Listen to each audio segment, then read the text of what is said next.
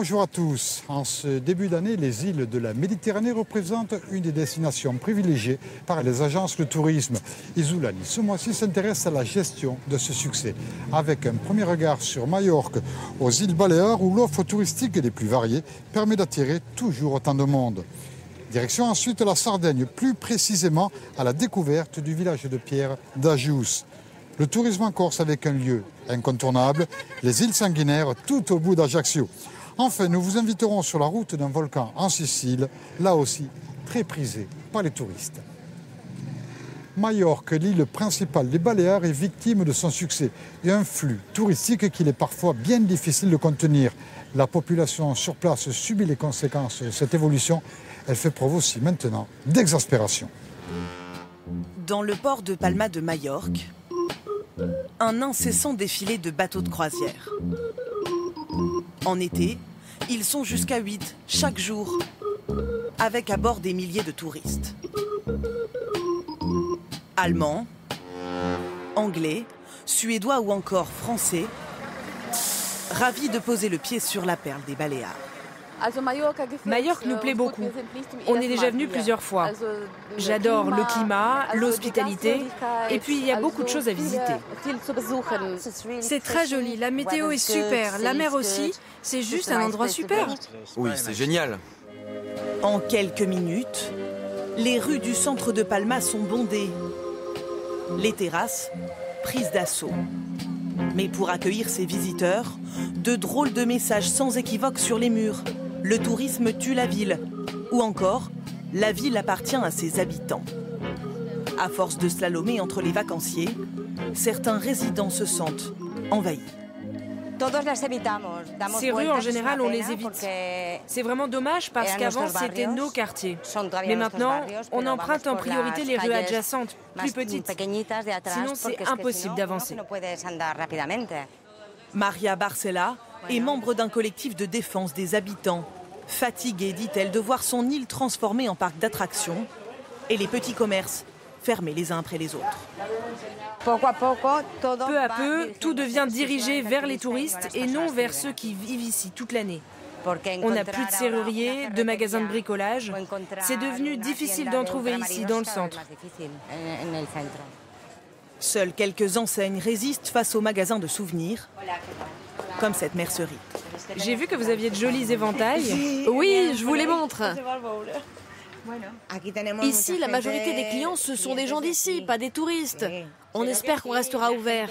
Tous les clients nous demandent de résister. Je leur réponds, si vous venez, on ne fermera pas. Des habitants qui reprochent surtout aux visiteurs de faire grimper les prix de l'immobilier. Pour le comprendre, il suffit de visiter les maisons que vend Sandra Porras. Ses clients sont presque tous étrangers. Ici, vous avez une maison sur le point d'être terminée. Elle fait 200 mètres carrés et tout ouvert sur l'extérieur avec cette grande piscine. L'acquéreur de cette villa, une famille d'Allemands. Et ça, c'est la cerise sur le gâteau. Prête à mettre le prix 650 000 € pour profiter de cette vue sur la Méditerranée chaque matin. C'est un prix trop élevé pour le public espagnol. Ici, les propriétaires savent que leur bien se vendra à n'importe quel prix avec les acheteurs étrangers. Donc c'est difficile pour un Espagnol de trouver un logement, en vente comme en location. Des loyers tellement exorbitants que certains habitants peinent à se loger, comme José Ramon. L'an dernier, il cherche un logement mais ne trouve qu'une simple chambre dans un appartement partagé et au prix fort. J'ai payé 1060 €. Pour juste une chambre. C'est totalement disproportionné. C'est beaucoup d'argent. Mais selon lui, ce qui fait grimper les prix, ce sont surtout les locations touristiques illégales. Là, c'est l'appartement qui est en location saisonnière, juste devant ma porte. Même son propre voisin a choisi d'en faire un business. Je vois des groupes de 8 à 10 personnes rentrer dans son appartement. C'est rentable. Pourquoi il le louerait 600 ou 800 € à un habitant quand il peut gagner jusqu'à 6 000 avec des touristes? Le gouvernement local le promet, les contrôles sur ces locations touristiques illégales seront renforcés. Mais impossible de limiter le nombre de touristes, 10 millions l'an dernier sur les plages de Majorque. Et ils sont chaque année 10% plus nombreux. Devant la colère de ses habitants, les autorités font face à une équation difficile. Elles le savent, pour préserver l'île, il faudra à l'avenir mieux contrôler cet afflux de visiteurs, mais sans pour autant pénaliser le secteur du tourisme. Il représente à lui seul 80% de l'économie de l'île. En Sardaigne, il est un petit village qui défie le temps. Il s'agit d'Ajous, un village de pierre, un de ceux qui sont le plus visités par les touristes. Mais c'est aussi une leçon que nous ont transmis les anciens. Ce village de pierre a su bien mieux résister face aux tempêtes qu'a connues la Sardaigne ces dernières années que les communes avoisinantes.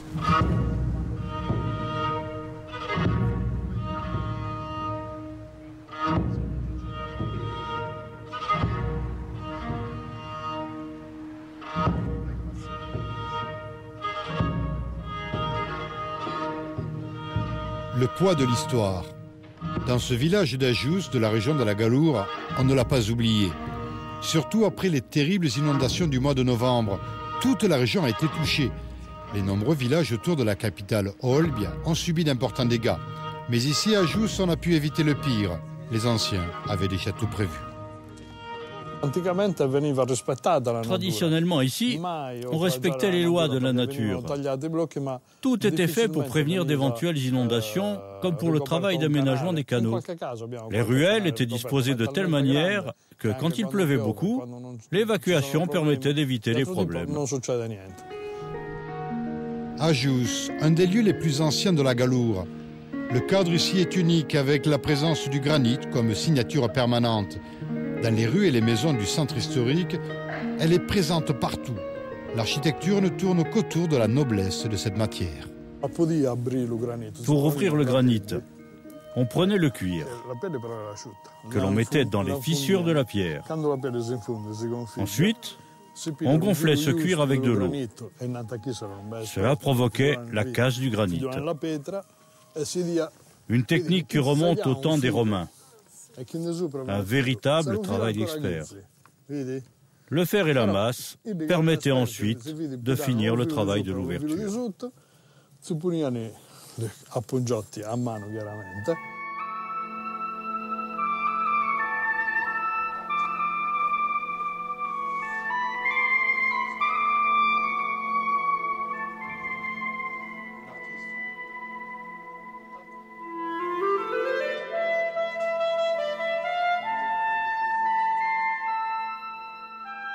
Dans la documentation que nous avons retrouvée, l'influence d'Ajous s'étendait de Castelsardo jusqu'à Santa Teresa. Le territoire était beaucoup plus grand. Il y avait environ 5000 personnes qui vivaient ici à l'année.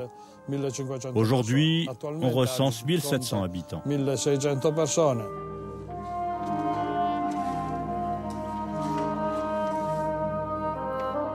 Pour célébrer son histoire, cette commune a inauguré 2 musées, dont celui-ci témoignage d'une maison du XVIIe siècle. Quand on oublie d'où l'on vient, on ne sait jamais où l'on va. À Ajous, cela ne risque pas d'arriver. Dans ce musée, nous avons récupéré tout ce qui faisait le quotidien des habitants dans les années 1600. Tout ce qui permettait de faire vivre une maison. Il n'y a que l'essentiel, rien de plus. Un véritable travail d'ethnologue.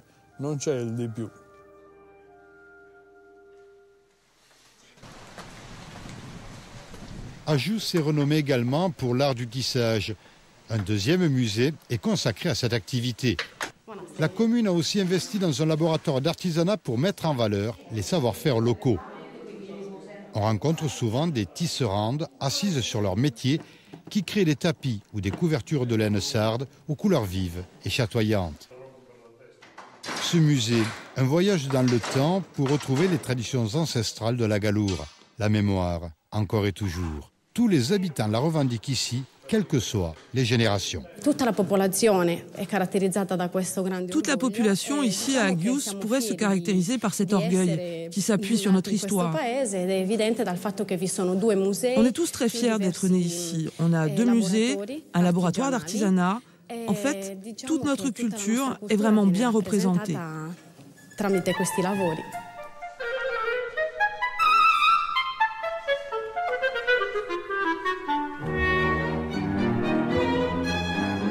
Le Touring Club italien a recensé Ajus comme faisant partie des villages les plus intéressants de la Sardaigne. La preuve, si besoin était, que le respect de la mémoire et des traditions reste toujours d'actualité. Il n'est qu'à voir le succès touristique jamais démenti que connaît ce village chaque saison.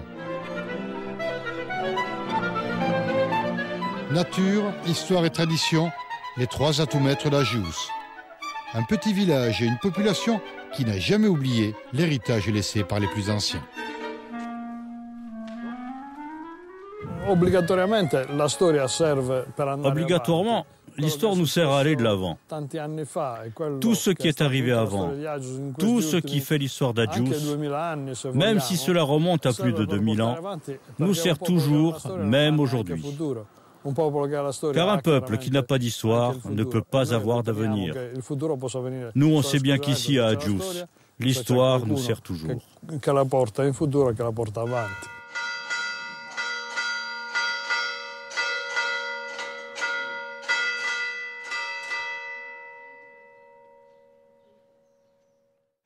La Corse, surnommée Callichté en grec, autrement dit la plus belle. Rien de plus vrai pour qualifier le site exceptionnel des îles Sanguinaires. Un site depuis peu ouvert au public, ce qui ne va pas sans poser le problème pour ce qui est de la préservation de cet environnement fragile. Un petit bout de terre chargé d'histoire à l'entrée du golfe d'Ajaccio. Chaque été, l'île de Mezzumare s'offre aux curieux venus voir d'un peu plus près cet archipel des Sanguinaires. Je regarde déjà les ruines et j'aime bien aussi la couleur de l'eau. Oui, c'est magnifique, c'est très beau. À terre, l'île semble aride. Cet environnement austère, voire hostile, cette naturaliste le fait découvrir aux visiteurs.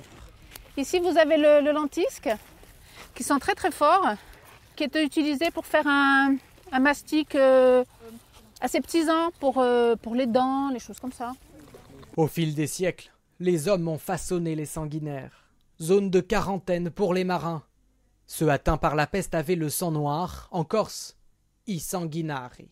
Plus tard, Alphonse Daudet dépeint une île rougeâtre et farouche fuie par les hommes, aujourd'hui racontée par Christine Natali. Au sommet de ces montagnes, on a pratiquement un climat de la Suisse, et ici, à peine 40 km, on a un climat de l'Afrique du Nord.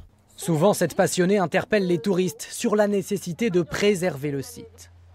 Comment on l'exploite sans le détruire? Ça aussi, c'est l'enjeu majeur. C'est-à-dire, quand est-ce qu'on vient? Est-ce qu'on vient au printemps quand les oiseaux nichent? Qu'est-ce qu'on fait ici l'été? Pour que le site garde toute son attractivité, permettre une activité économique, de visite, de croisière, sans y perdre le patrimoine. Entre sauvegarde et ouverture au public, une équation délicate que Jean-Pascal Chaton tente de résoudre. Il est le directeur du site, un Ajaccien tombé amoureux de l'île et de son histoire. Nous sommes donc dans l'ancien sémaphore du golfe d'Ajaccio qui a fonctionné jusqu'en 1960, qui est dans l'état où il a été fermé, remplacé par le sémaphore de la colline de la Parate, entièrement automatisé. Et nous voyons l'architecture de l'époque, du 19e, avec ces cellules, ces chambres où les marins dormaient et venaient contrôler à tout moment, y compris quand ils se reposaient, ils avaient la vue sur la zone qu'ils contrôlaient. Ce qui le préoccupe aujourd'hui, ce sont ces navires, de plus en plus nombreux sur les côtes de l'île. Ce mouillage n'est pas organisé, ce qui veut dire que les ancres raclent l'herbier de Posidonie, donc il va être de plus en plus urgent d'organiser ce mouillage. Ça, c'est un problème.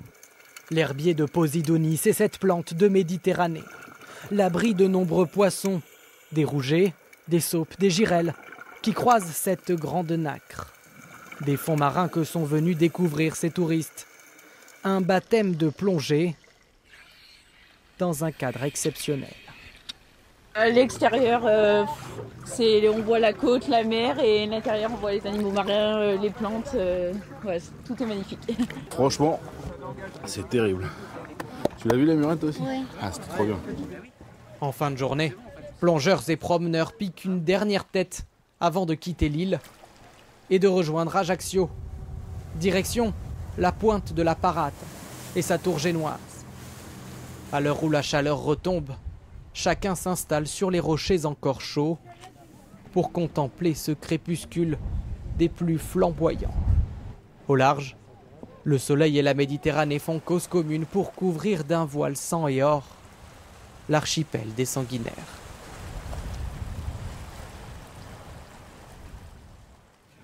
La Sicile, terre sauvage et volcanique. Au nord de la plus grande île italienne, il est un îlot, le Stromboli, qui abrite l'un des volcans les plus actifs en Europe. Des explosions spectaculaires qui attirent les touristes venus du monde entier. Et là aussi, une préservation de l'environnement qui ne va pas s'en poser le problème.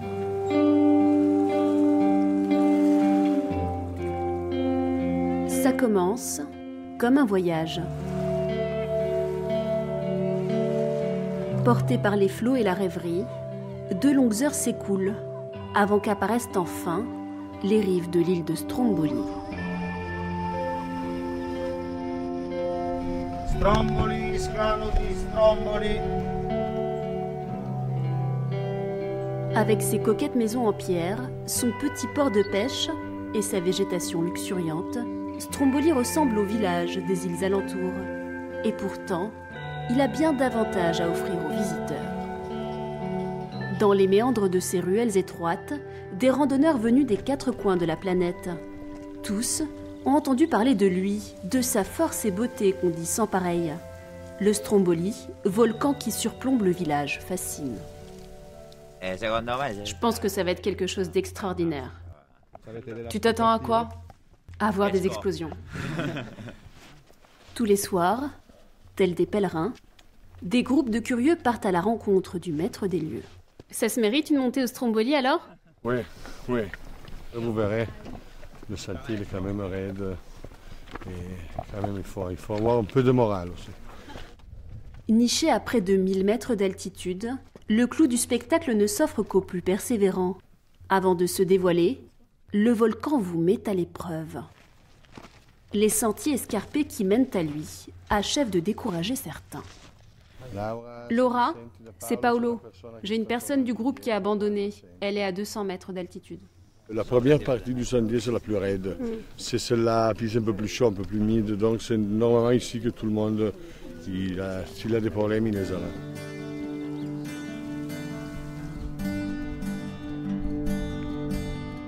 Pour les autres, la quête va se poursuivre pendant encore 2 heures. Au même moment, plus bas, alors que le crépuscule se profile, Claudio Utano espère bien profiter du spectacle lui aussi. Depuis la mer, le point de vue offre plus de recul. Claudio, qui habite l'île, sait qu'une explosion intervient en moyenne toutes les 10 minutes, sauf quand le volcan fait des siennes. En réalité, c'est le volcan qui décide. C'est ça la force de la nature, c'est elle qui décide et non pas l'homme. À cause de la fumée et des nuages, Claudio ne verra rien ce soir-là. Aucun regret. Se sentir proche du Stromboli suffit à cet enfant du pays. Le volcan pour nous est comme un frère, comme un fils. Le soir, il nous arrive même de lui parler. Quand les explosions sont fortes, on sent nos portes bouger et les fenêtres s'ouvrent tellement c'est fort. Alors on a pris l'habitude dans ces cas-là de lui parler, comme à un enfant qui serait un peu turbulent. On lui demande de rester calme.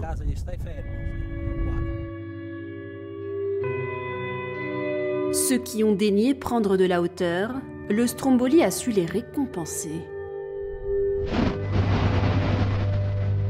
À peine arrivé au sommet, et déjà une première explosion.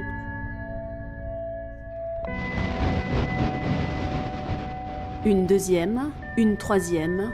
En tout, notre groupe en aura contemplé 6. Je pense que c'est une chose à faire au moins une fois dans sa vie. C'est tellement beau qu'on reviendrait bien 2 nuits d'affilée. Je reviendrai dès demain, moi. Les spécialistes vous expliqueront que les explosions sont dues à la remontée de poches de gaz, des feux d'artifice venus des tréfonds de la Terre. Des jets d'autant plus majestueux qu'ils sont accompagnés de ce grondement sourd.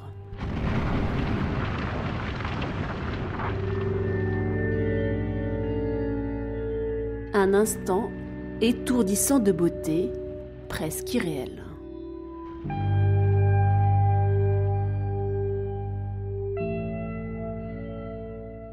Combien de fois vous êtes monté au sommet du Stromboli? À peu près 200. Mais c'est toujours un spectacle tellement qui change tout le temps et c'est quand même tellement beau que voilà, c'est toujours un plaisir. S'il fait tourner la tête des visiteurs, le Stromboli préoccupe surtout ceux qui ont élu domicile sur ces versants. En 2002, comme on le voit sur cette vidéo tournée par une scientifique, une partie du volcan se détache et finit dans la mer. Un tsunami va se former. Certaines vagues atteignent alors 10 mètres de haut. Claudio se rappelle parfaitement de ce jour-là. La vague a déferlé sur la côte et a détruit certaines maisons partiellement. Ce jour-là, c'était une journée splendide. On était en décembre, mais on se croyait en août. Vraiment, rien ne laissait présager qu'une telle chose se passe. Avec son appareil photo, il immortalise les instants d'après. Son île d'habitude si paisible est méconnaissable. Et les autorités craignent que le scénario se répète. L'activité du Stromboli est sous haute surveillance, 24 heures sur 24. À Catane, en Sicile, dans ce centre de recherche en volcanologie, Salvatore Giamanco est face à un étrange dilemme. Chargé de prévoir les explosions les plus dangereuses, il ne cache pas sa satisfaction quand enfin il se passe quelque chose de grand. Pour nous, chaque éruption, c'est une occasion pour apprendre, pour mieux comprendre le volcan. J'ai vu ma première éruption à l'âge de 7 ans, donc c'est quelque chose qui est dans mon sang. Avec le Stromboli, il entretient une relation fusionnelle.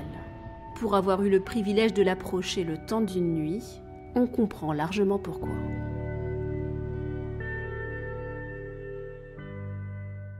C'est avec ce regard sur la Sicile que se conclut ce nouveau numéro d'Isolani. Le mois prochain, nous vous proposerons d'autres reportages sur les îles de la Méditerranée et ceux qui y vivent. Merci de votre fidélité. À très bientôt.